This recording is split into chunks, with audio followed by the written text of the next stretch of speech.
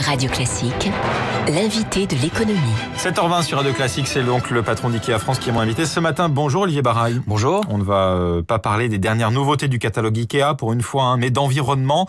IKEA est partenaire de la COP21. Vous avez notamment fourni des canapés, je crois, pour les salons du Bourget.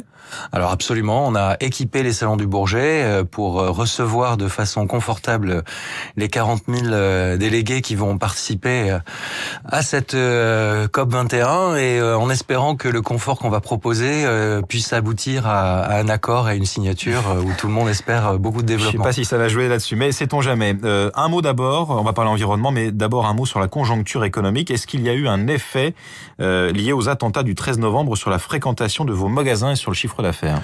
Évidemment, on a constaté une baisse de la fréquentation après ces tragiques événements. Au moins pendant la semaine qui suivait cette tragédie. Et on a depuis repris la fréquentation de nos magasins de façon à peu près normale. On a constaté qu'il n'y avait pas de report non plus d'achat sur le site internet, ce qui montre que c'était pas tellement une question de fréquentation, mais c'était vraiment une question d'atmosphère générale qui ont ralenti en tout cas les activités économiques. Et vous avez pris des mesures particulières pour renforcer la sécurité ou pas ? Alors absolument, on a dès le samedi, on a renforcé les mesures de sécurité, on a renforcé les contrôles à l'entrée des magasins, on a fait ouvrir les sacs, regarder les vêtements. Donc on a mis tout un dispositif en place pour assurer une protection supplémentaire avec d'autres dispositifs que je ne vais pas vous expliquer maintenant pour des questions de sécurité, évidemment. Évidemment, on peut le comprendre. Olivier Baraille, IKEA, partenaire de la COP21, se veut exemplaire en termes notamment de consommation d'énergie. Je crois que vous visez l'indépendance énergétique de vos centres commerciaux d'ici 2020. Comment c'est possible ? Alors, on a déjà, en France en tout cas, on produit de façon l'énergie durable, on produit l'équivalent de 100% de notre consommation d'électricité en France. Donc c'est déjà quelque chose qu'on arrive à faire. Et ça, on le fait de deux façons. La première, c'est en investissant dans les énergies renouvelables, que ce soit des parcs éoliens, on a 3 parcs éoliens en France, et aussi dans les panneaux photovoltaïques, puisqu'on a équipé la plupart de nos magasins avec des panneaux photovoltaïques et nos dépôts centraux avec des panneaux photovoltaïques qui nous assurent une production d'électricité renouvelable, et en même temps des efforts importants sur la diminution de nos consommations énergétiques. Depuis 5 ans, on a diminué de 27% notre consommation énergétique dans nos magasins. Je crois qu'il y a un site qui est unique au monde en la matière, c'est le magasin de Clermont-Ferrand, c'est ça ? Alors Clermont-Ferrand est très unique dans la mesure où il a un des rendements énergétiques les plus élevés du groupe. Donc on a mis en place un dispositif à Clermont-Ferrand qui est très unique, qui nous donne un rendement de consommation qui est extrêmement performant. Ça passe par quoi ? L'architecture, l'équipement. On a beaucoup d'espace, en particulier dans les libres-services, avec les Skydome. Tout est très préparé pour arriver à une isolation. C'est quoi ? C'est une sorte de puits de lumière ? Des puits de jour qui nous permettent de diminuer évidemment l'électricité du magasin et la consommation électrique. On a aussi équipé, et ça depuis maintenant, tous les magasins vont être équipés de la sorte avec du luminaire LED. Toutes nos installations électriques et luminaires sont en LED, 100% LED, ce qui assure des rendements extrêmement importants. La matière première des produits IKEA, c'est le bois. 60% de vos articles en sont issus environ. Comment éviter de participer à une déforestation sauvage et nuisible, sachant qu'aujourd'hui, je crois, une partie seulement de la production mondiale de bois est certifiée d'origine durable, ou certifiée tout court d'ailleurs. Nous avons 100% du bois que nous utilisons provient de forêts certifiées. Provient de forêts gérées. Nous avons 50% aujourd'hui du bois que nous utilisons qui est certifié SFSC. Nous avons l'intention d'avoir 100% de la certification à l'horizon 2020. Nous sommes en bonne voie puisque nous sommes en avance sur notre plan de marche.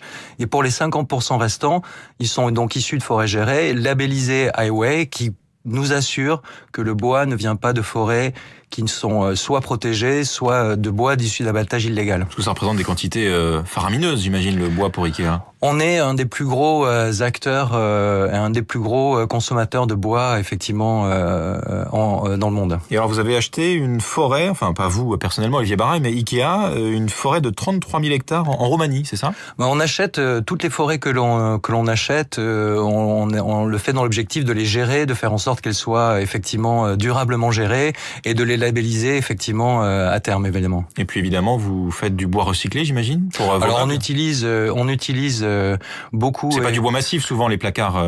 On a une usine à Lure par exemple en France qui utilise énormément de bois recyclé pour fabriquer des panneaux de particules. Donc on a effectivement dans notre sourcing et dans notre supply chain, on a énormément d'activités qui nous permettent de recycler le bois pour produire des panneaux de matière particule évidemment. Et alors j'ai lu que par exemple la densité du bois n'était pas la même partout dans une porte de placard. Elle est plus dense là où il y a les charnières pour que ce soit plus solide, moins dense ailleurs pour économiser en densité de bois en matière première. Un des objectifs que nous avons évidemment, c'est d'assurer d'avoir le moins d'impact possible sur l'environnement et donc d'utiliser les matériaux et les matières premières à bon escient. Et évidemment, aux endroits où il y a les charnières, on a besoin d'avoir beaucoup plus de résistance et beaucoup plus de durabilité puisqu'elles sont soumises à beaucoup d'activités. Donc on va renforcer la densité à ces endroits-là et à d'autres endroits peut-être ou sur lesquels on a besoin de moins de densité et donc on assure comme ça une consommation maximale de nos matières premières. Est-ce qu'une vraie stratégie durable pour Ikea, ce ne serait pas de faire des meubles plus solides, qui durent plus longtemps, mais qui coûtent un peu plus cher? Alors, on est dans un système déjà où on a la possibilité pour nos clients de récupérer les produits dans nos magasins s'ils veulent. Des produits d'occasion.